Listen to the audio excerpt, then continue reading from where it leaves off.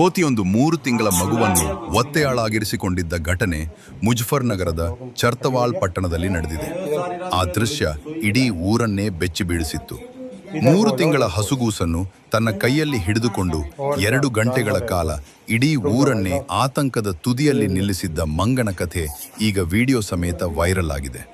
ಮಧ್ಯಾಹ್ನ 2 ಗಂಟೆ ಸುಮಾರಿಗೆ ಗುಲಿಸ್ತಾ ಅವರ ಮನೆಯಲ್ಲಿ 3 ತಿಂಗಳ ಮಗು ಹಾಸಿಗೆಯ ಮೇಲೆ ನೆಮ್ಮದಿಯಾಗಿ ನಿದ್ದೆ ಮಾಡುತ್ತಿತ್ತು. ಮನೆಯವರೆಲ್ಲ ಕೆಲಸದಲ್ಲಿ ನಿರತರಾಗಿದ್ದಾಗ ಹೆಣ್ಣು ಮಂಗವೊಂದು ಛಾವಣಿಯ ಮೂಲಕ ಸದ್ದಿಲ್ಲದೆ ಮನೆಯೊಳಗೆ ನುಸುಳಿತ್ತು. ತಾಯಿ ಗುಲಿಸ್ತಾ ಕೋಣೆಯೊಳಗೆ ಬಂದಾಗ ಕಂಡ ದೃಶ್ಯ ಅವರ ಎದೆ ನಡುಗುವಂತೆ ಮಾಡಿತ್ತು. ಮಗುವಿನ ಪಕ್ಕದಲ್ಲೇ ಕುಳಿತಿದ್ದ ಮಂಗವು ಕಂದಮ್ಮನನ್ನು ಮುಟ್ಟುತ್ತಾ ಪ್ರೀತಿಯಿಂದ ಸವರುತ್ತಿತ್ತು. ತಾಯಿಯ ಕಿರುಚಾಟ ಕೇಳಿ ನೆರೆಹೊರೆಯವರು ಓಡಿ ಬಂದರು. ಜನರನ್ನು ನೋಡಿ ಕೆರಳಿದ ಮಂಗವು ಮಗುವನ್ನು ಬಿಡಲು ನಿರಾಕರಿಸಿದ್ದಲ್ಲದೆ ಯಾರಾದರೂ ಹತ್ತಿರ ಬಂದರೆ ಆಕ್ರಮಣ ಮಾಡಲು ಶುರು ಮಾಡಿತು. ಪರಿಸ್ಥಿತಿ ಕೈಮೀರುತ್ತಿರುವುದನ್ನು ಕಂಡು ಪ್ರಾಣಿ ರಕ್ಷಕ ಸನ್ನಿ ಚೋಪ್ರಾ ಅವರನ್ನು ಕರೆಸಲಾಯಿತು. ಆಹಾರ ನೀಡಿದರೂ ಮಂಗ ಮಗುವನ್ನು ಬಿಡಲಿಲ್ಲ. ಆಗ ಚೋಪ್ರಾ ಒಂದು ಉಪಾಯ ಮಾಡಿದರು.